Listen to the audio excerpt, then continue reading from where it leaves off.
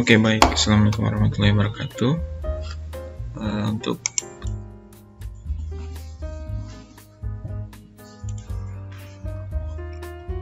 Oke, saya langsung saja masuk ke materi kita hari ini ya. Jadi hari ini ya, silakan. Jadi target kita hari ini di studio itu adalah membuat program ruang.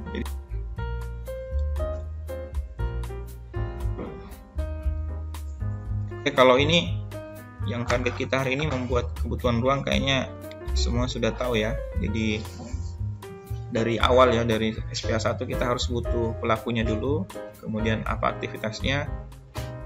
Ini contohnya kayaknya masih SPA 1, SPA 2 nih. Jadi kegiatannya apa, kemudian kapasitas ruangnya berapa, kalian menentukan berapa orang di dalamnya, lalu standar ruangnya ini bisa ambil di Nivert Arsitek Data atau bisa dari Dekaching, bukunya Dekaching, atau mungkin kalian punya analisa tersendiri tentang standar ruangan yang dibutuhkan, lalu ditambahkan dengan sirkulasi, maka itu yang menjadi luas ruangan yang dibutuhkan.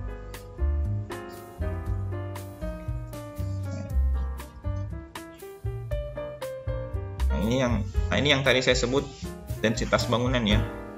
Jadi selain mendesain denahnya, kita juga harus mengetahui berapa sebenarnya luas denah yang bisa kita buat. Ya, kalau di bangunan tinggi, itu kita sebutnya intensitas bangunan gedung atau tingkat kepadatan gedung terhadap luas areanya. Jadi misalnya ini luas area kita, misalnya 1000 hektar atau 1000 meter persegi. Berapa meter persegi sih yang bisa kita bangun? Karena tidak mungkin kita bangun semuanya, karena di setiap wilayah itu kan ada regulasi tentang berapa luas yang bisa kita manfaatkan. Nah, itu biasanya disebut pertama koefisien dasar bangunan, yang kedua koefisien lantai bangunan, yang ketiga koefisien dasar hijau. Koefisien dasar bangunan itu adalah persentase dari luas lantai dasarnya, lantai satunya, dengan luas lahan secara keseluruhan. Jadi misalnya luas lahannya 1000, kemudian luas lantai dasarnya itu 600, berarti 600 per 1000. Berapa itu? Berarti sama dengan 60%. Jadi kalau koefisien dasar bangunan ini, dia ditentukan dalam satuan persentase. Ya, harusnya SPA 4 sudah pernah diajarkan ya. Tapi saya ulangi lagi. Jadi dia persentase berapa luas bangunan yang bisa kita kerjakan. Nah, yang sering keliru itu tentang koefisien lantai bangunannya. Koefisien lantai bangunan ini kadang diartikan mahasiswa itu sebagai jumlah lantainya. Padahal koefisien lantai bangunan ini sebenarnya adalah perbandingan luas keseluruhannya, luas lantai keseluruhan dengan luas lahannya. Nanti saya jelaskan contohnya ya. Ini mungkin agak sulit kalian mengerti kalau pengertiannya saja. Jadi contohnya begini. Ini tadi yang saya contohkan ya. Oke ya, saya ulang lagi. Jadi sebagai contohnya ya, saya contohkan saja langsung supaya kalian bisa aplikasikan. Kalau misalnya ini tadi ya yang saya sebut luas tapak yang kalian punya 1000. Kalau kemarin kan disyaratkan berapa? 4000 ya, 4000 sampai 6000. Jadi ya ini yang lebih mudah saja supaya gampang dikali-kali ya. Contohnya kita kasih contohnya 1000. Luas lahannya itu secara keseluruhan ya, tapak yang kalian survei kemarin 1000 misalnya. Kalau regulasi KDB-nya 60%, berarti dia 60% dari 1000 ini. Jadi luasnya 600 meter persegi. Jadi luas lantai dasar yang bisa kalian kerjakan itu adalah 600 meter persegi. Jadi lantai dasar itu kan isinya apa saja, lobby, kemudian resto, ballroom, mungkin ada kolam renangnya misalnya, atau meeting roomnya. Jadi semua ruangan itu yang tadi disebut sebagai public area di lantai satu, di satu lantai paling dasarnya itu adalah 600 meter persegi paling maksimal. Tapi bisa kurang dari itu. Tidak boleh lebih. Kalau lebih berarti kalian melanggar koefisien dasar bangunannya. Kemudian kalau KLB-nya misalnya 2,4, jadi dia bukan persentase ya, tapi dia faktor kelipatan. Berarti jumlah total lantainya yang kalian hitung tadi di sini jumlah total besaran ruangnya ini itu tidak boleh lebih dari 1000 kalikan 2,4. Jadi tidak boleh lebih dari 2400 meter persegi. Jadi mulai dari lantai 1, lantai 2, 3, 4, 5 sampai lantai 14 misalnya, kalau semuanya dijumlahkan itu tidak boleh lebih dari 2,4 ini, 2,4 kali luas lahannya.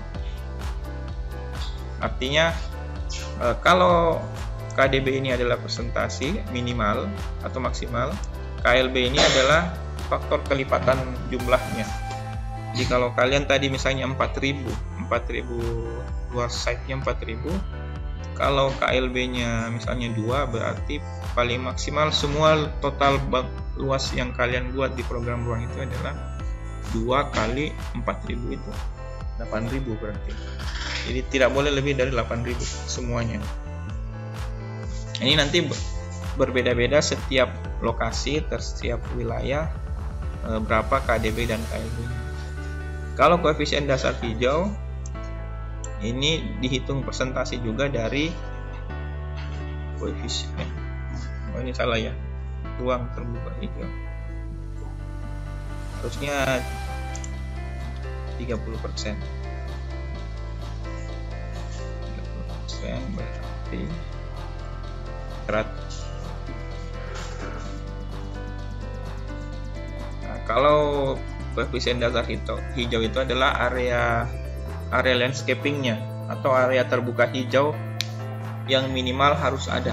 Jadi kalau kayak di sini yang dihitung itu adalah tamannya, kemudian parkirannya, kalau parkirannya punya penunjuk pohon, jadi semua itu dihitung minimum. Kalau ini minimum ya. Kalau yang 2 tadi ini batasan maksimal.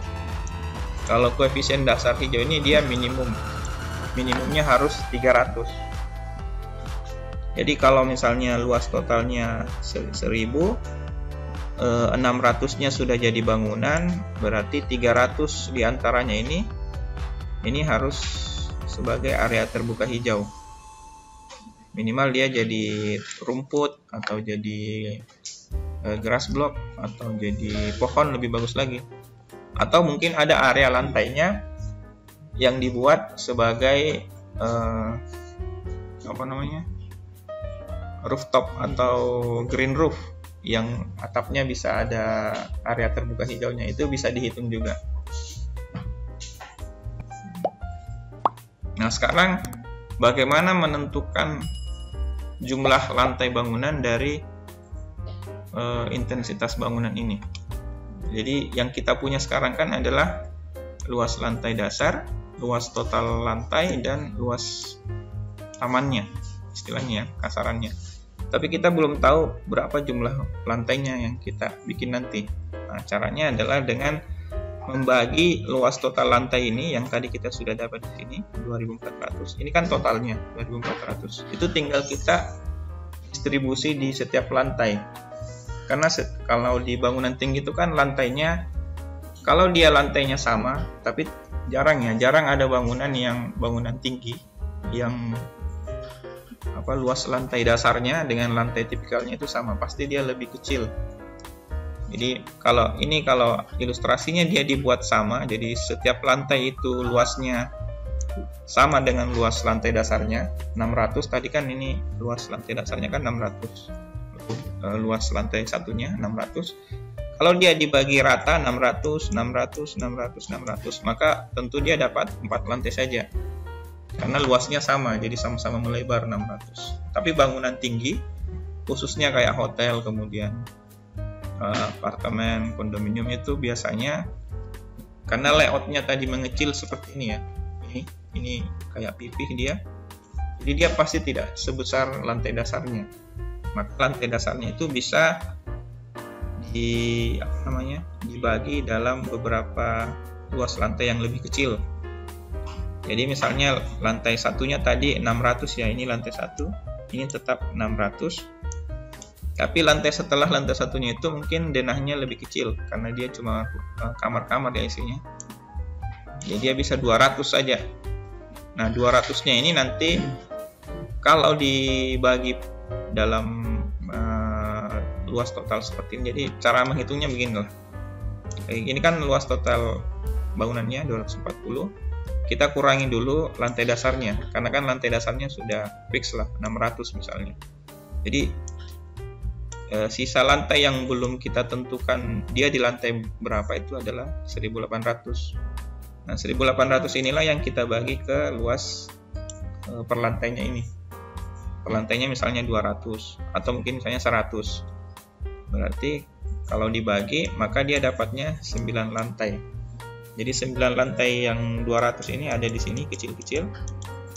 Nah dia dijumlahkan dengan satu lantai dasar tadi yang 600 luasnya, maka total luas lantainya itu adalah 10 lantai. Nah kalau kita menghitungnya seperti ini, tapi luas lantai ini kan dia beda-beda, tergantung layout yang kalian buat.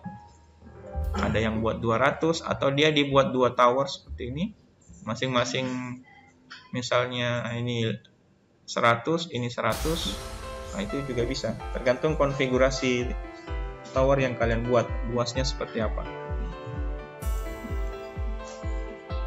Luas total lantainya dari sini tadi kita dapat. Kalau site-nya kan 1000 tadi. Jadi 1000 dikali KLB-nya dulu. Nah, ini kan KLB-nya 2,4. Jadi KLB itu faktor kelipatan lantainya. Kalau 1000 itu kan luas. Kalau kalian itu di kasus kalian itu kan 4000. Jadi kalau 4000 dikalikan 2,4 berarti 9,2, berarti 9200 totalnya semua lantai yang kalian hitung di program ruang itu, di besaran ruang. Nah inilah yang 9200 ini nanti dibagi di setiap lantainya. Yang bisa dipastikan total luas lantainya itu cuma lantai dasar saja. Lantai dasar itu kan pasti dia ikut dengan KDB-nya. KDB-nya misalnya tadi 60%, berarti dia cuma dapat 600 ini. Nah, sisanya yang 600 ini baru kita bagi di lantai-lantai tipikalnya. Padahal ini ini contoh yang paling mudah saya kasih karena saya bulatkan jadi 1000. Jadi gampang dibagi-bagi. Yang agak ribet nanti kalau luas site kalian itu tidak bulat seperti ini, jadi misalnya 3675 misalnya. Itu berarti harus tahu cara menghitung. Jangan sampai kalian mendesain denah yang ternyata tidak sesuai dengan regulasi ini. Semua KDB 60, 2,4, 30 ini tidak fix seperti ini. Semua wilayah beda-beda, bahkan di dalam satu kota itu bisa terbagi beberapa jenis. Jadi misalnya kalau di daerahnya di tengah kota yang itu kepadatannya sudah tinggi, itu KDB-nya tidak 60% lagi, bisa sampai 80%. Kayak kalau kita di sini kayak di daerah Karimbosi itu tidak mungkin 60%. Paling rendah 80% karena semakin dia keluar dari pusat kota semakin kecil KDB-nya. Jadi kayak kalau sudah di pinggiran kayak di Samata begini, KDB-nya bisa sampai 40%. Jadi cuma 40% yang bisa dibangun atau 50%. Tapi ini saya kasih contoh saja ini sebenarnya. 2,4 juga ini tergantung intensitasnya. Kalau dia di pusat kota yang rata-rata bangunannya sudah tinggi, itu KLB-nya itu juga besar. Bisa 3, bisa 5. Jadi itu biasanya tergantung sama posisi lahan dan harga lahannya. Yakin ini tidak ada yang ditanyakan, sudah paham? Karena nanti ini yang kalian kerjakan hari ini. Kalau yang ini mungkin tidak perlu saya jelaskan, kalian sudah tahu ini ya. Sama membuat bentuklah hubungan ruang, matriks hubungan ruang. Udah pernah buat begini kan? Ya. Yang mana yang bisa, yang berhubungan, yang mana boleh, yang mana lebih baik, yang mana tidak. Cuma mungkin kalau di bangunan hotel itu lebih banyak isinya ya, lebih lengkap. Sama organisasi ruangnya untuk menentukan bagian mana yang privat, publik, dan yang mana yang berdekatan. Ini sebutnya bubble diagram tuh, sudah tahu kan? Ya tidak perlu saya jelaskan tuh ini. Atau ada yang mau ditanyakan soal ini? Saya lebih khawatir tentang ini, kalian mungkin masih.